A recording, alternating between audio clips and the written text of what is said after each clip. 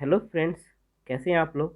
तो जो भी विद्यार्थी ट्वेल्थ क्लास में पढ़ रहे हैं, यानी नेक्स्ट ईयर जो है बिहार बोर्ड से ट्वेल्थ का एग्ज़ाम देने वाले हैं, उन लोग के लिए ट्वेल्थ का जो बुक आता है रेनबो बुक, उसकी डेली क्लासेस स्टार्ट की जा चुकी है इस चैनल पे।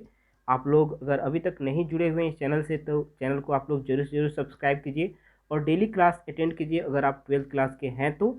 और अगर आपके आसपास में कोई ट्वेल्थ क्लास के स्टूडेंट हैं तो उसको ज़रूर आप सजेस्ट कीजिए कि क्लास डेली करें, क्योंकि अभी जो है कहीं भी क्लास नहीं चल रहा है और डिले ना हो, ऐसे सिलेबस आसानी से सिलेबस कवर भी हो जाएगा एक एक करके। इसी क्रम में हम लोग सबसे पहले अभी स्टार्ट कर रहे हैं पोएट्री।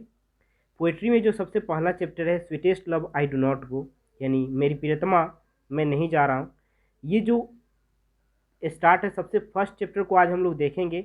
इस लेक्चर में हम लोग अधिक फोकस करेंगे जॉन डन पे, यानी जो पोएट का जो इंट्रोडक्शन है, पोएट्स इंट्रोडक्शन पे पूरी तरह से ये क्लास जो है ओरिएंटेड रहेगा, ये लेक्चर जो है ओरिएंटेड रहेगा। और इसमें हम लोग जॉन डन के बारे में पूरा इन्फॉर्मेशन निकालेंगे जो कि ऑब्जेक्टिव के लिए बहुत ही इंपॉर्टेंट है। और साथ ही साथ सब्जेक्टिव में समरी वगैरह जो आता है उसमें आप जो है जॉन डन के बारे में कुछ न कुछ इन्फॉर्मेशन अगर पूछता है तो आप उसको लिख सकते हैं और समरी में ऐड कर सकते हैं। तो सबसे पहले हम लोग देखते हैं जॉन डन के बारे में।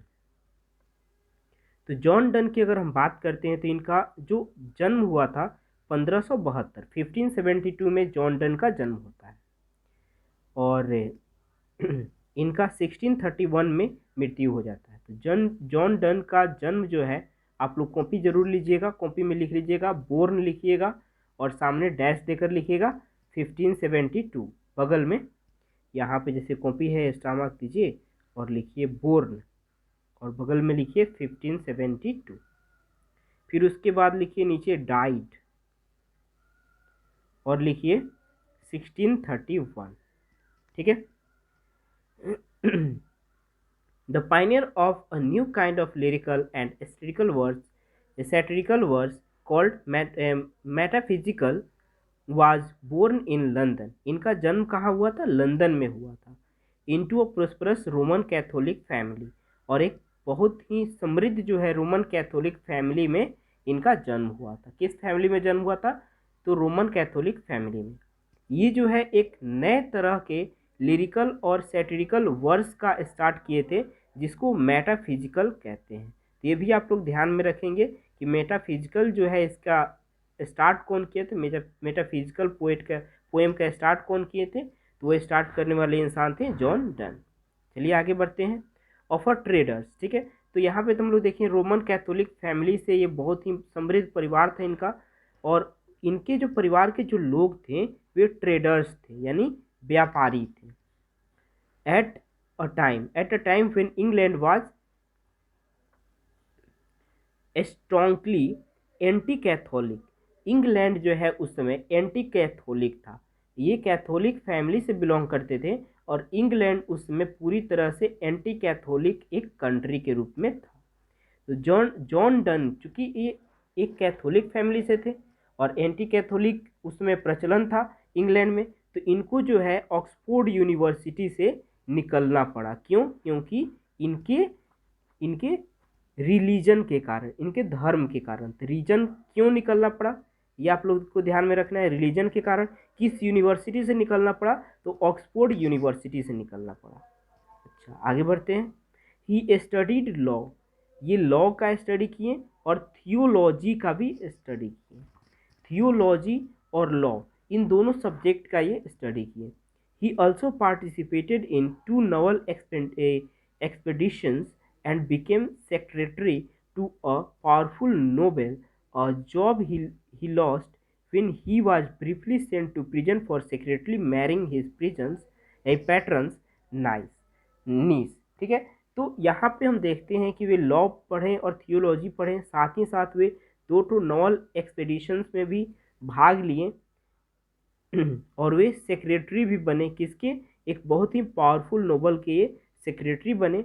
लेकिन इनको जेल जाना पड़ा। इनको जेल क्यों जाना पड़ा?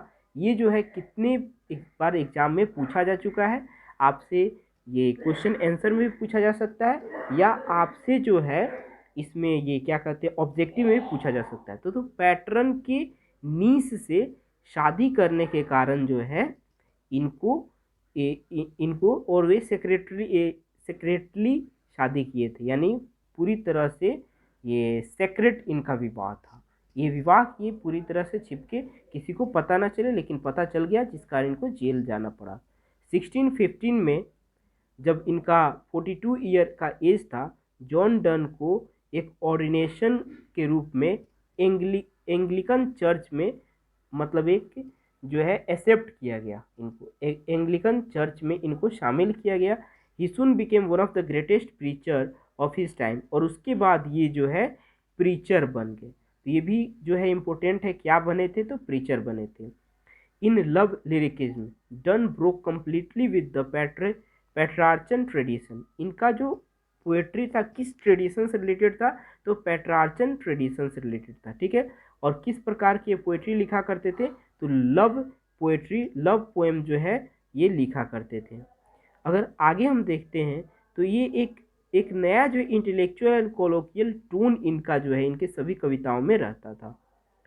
ही love poems used the latest discoveries of science and geography to hammer home a point and combine passion with verbal intellectual teaching.